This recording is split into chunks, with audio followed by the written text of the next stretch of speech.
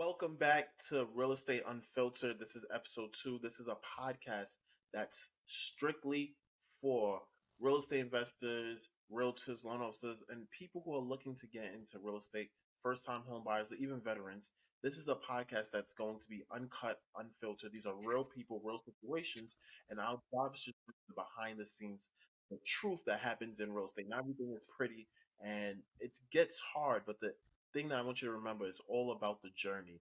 It's not about the end goal of just getting the house or getting those new investment properties. It's learning the correct steps to get there and enjoying the process.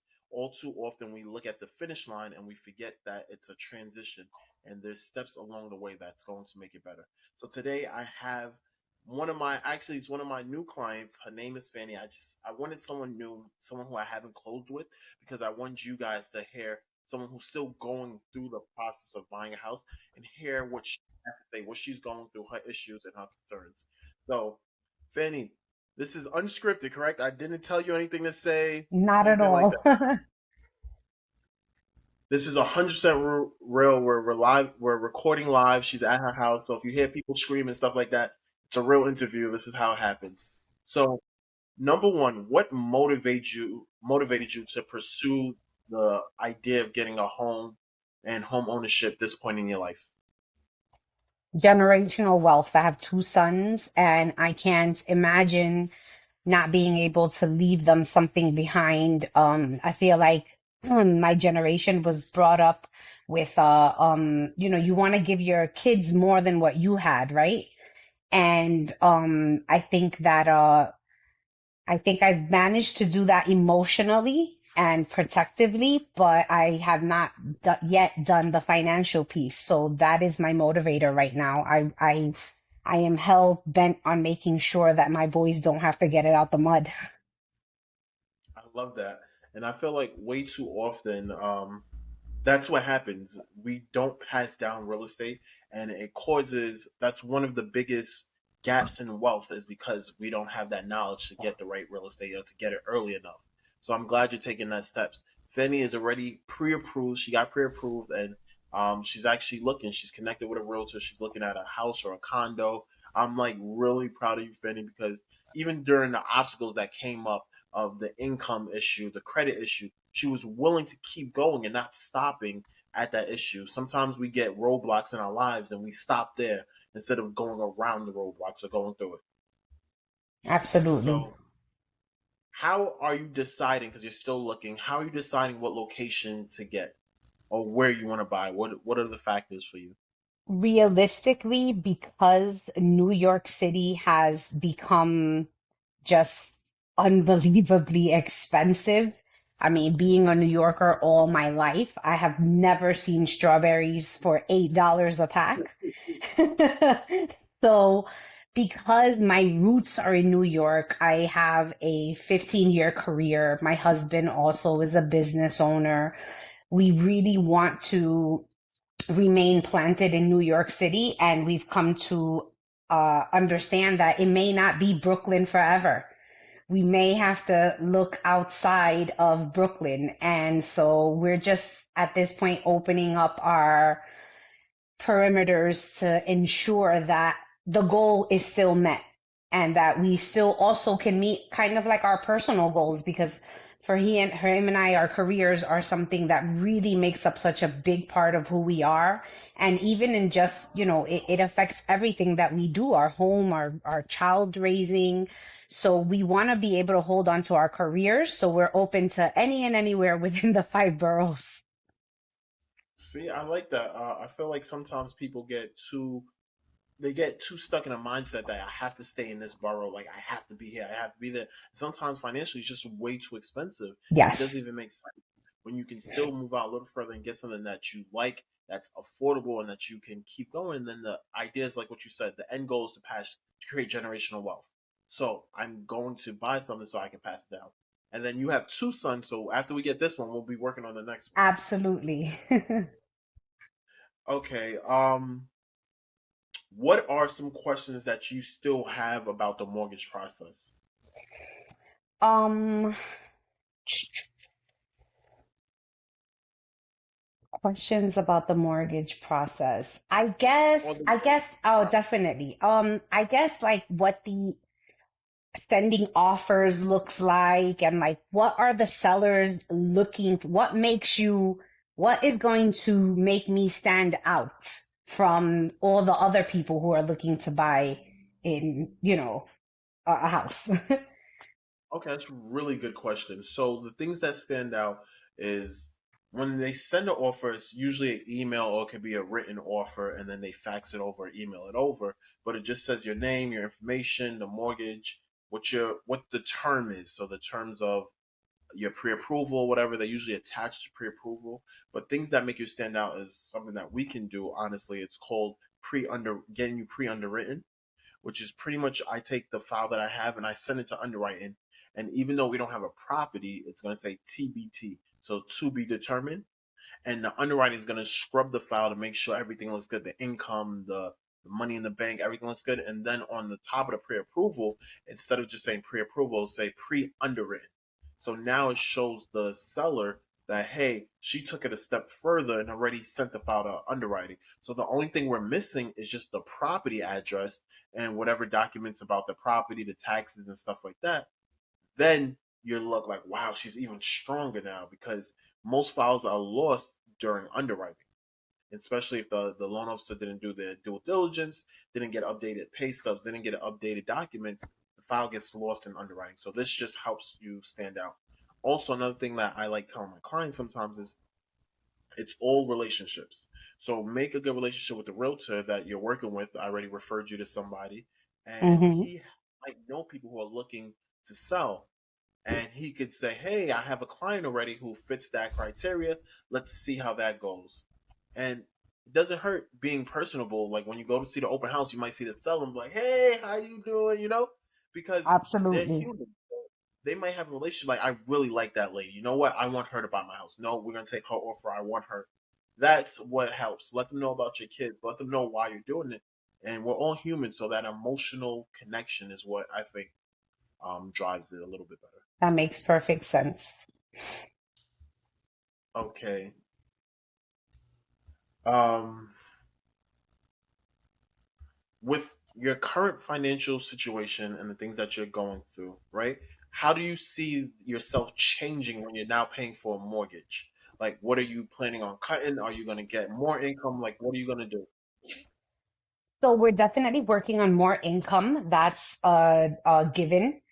Um, but as far as all of that other preparation, I have been preparing myself to buy this home since COVID. Like it was like right when COVID hit, I had already my mindset had already shifted, and then COVID hit.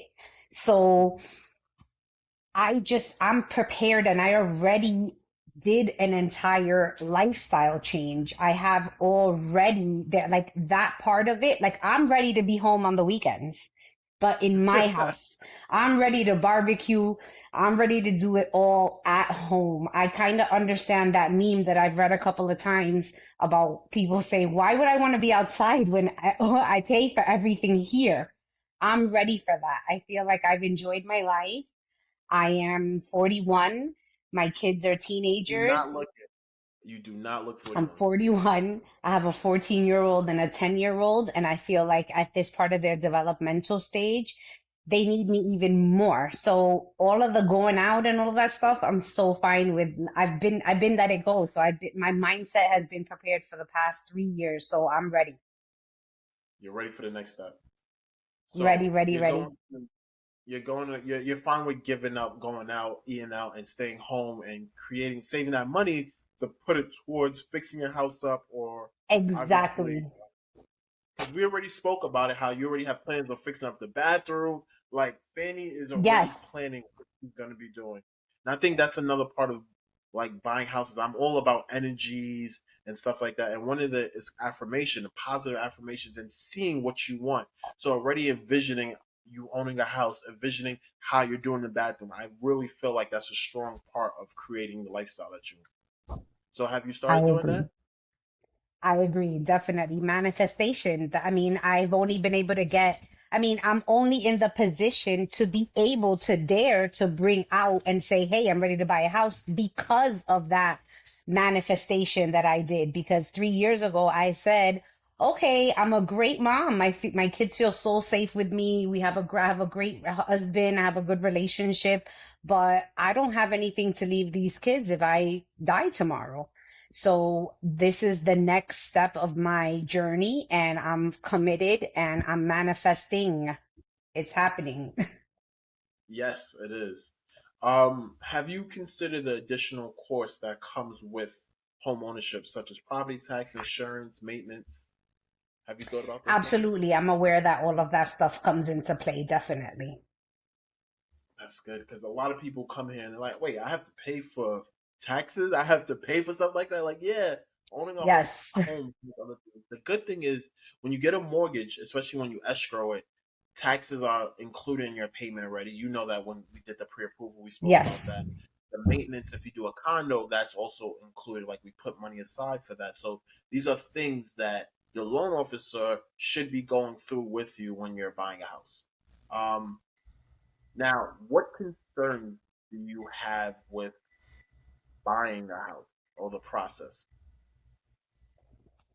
Concerns. Definitely, it would be ideal to stay close to where, everything is already, our jobs, my children's school. But, like, so definitely the whole relocation process, going into a space that we're not familiar with.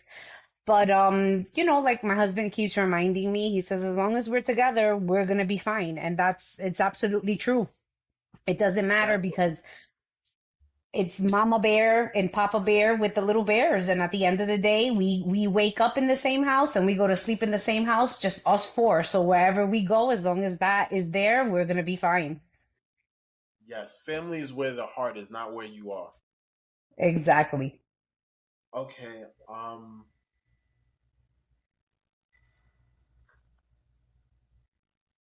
Okay. So, have you talked about your goals to buying a house with anyone else other than your partner? Did you speak to your friends, any family members? What My did they have boys, to say? yeah, my boys are very aware of the process that we're in the middle of.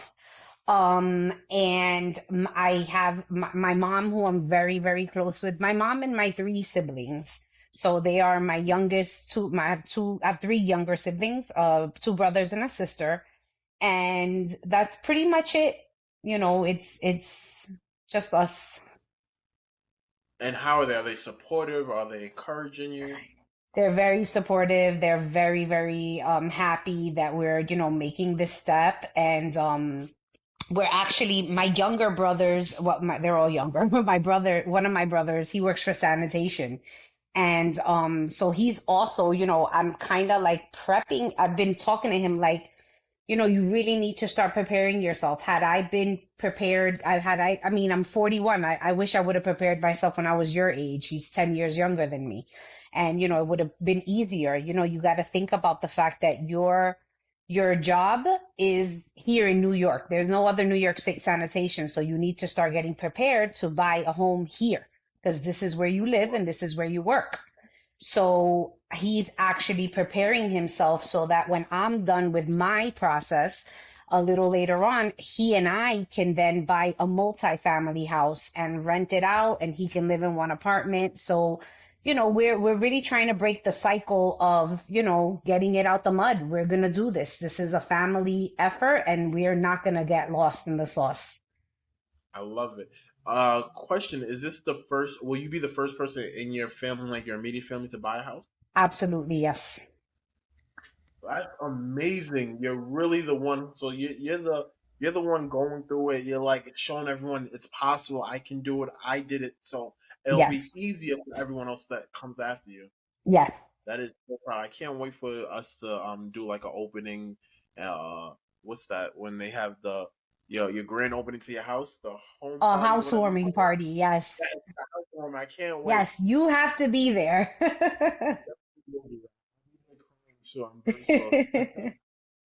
you had one piece of advice that you could offer the younger you or someone else who's watching this who's like on the fence of going forward or calling me, like what would you say about doing this? Do it because education is key. I had been educating myself, like I told you, I've been preparing myself since 2023. I've taken every free homeowners seminar that you can think of, everything. And there was a lot of things that I knew. And to be honest with you, that so I used those things that I was educated on to prepare myself. But if I would have reached out sooner, I would have probably been ready sooner, because only going through the processes that I've been realizing all the other things that I could have done in the past 3 years. And I'm not living in regret, but yeah, the honest truth is that if this is something that you are thinking to do eventually, start now so that eventually doesn't come 10, 15 years later. And in New York City, it's probably going to be impossible the way that things are going. So, you know, I say do it and do it now, and listen, educate yourself as much as you possibly can and reach out Great to advice. somebody who can guide you. 100%. Fanny, you are amazing. Thank you for sharing it. This is episode 2. We appreciate you.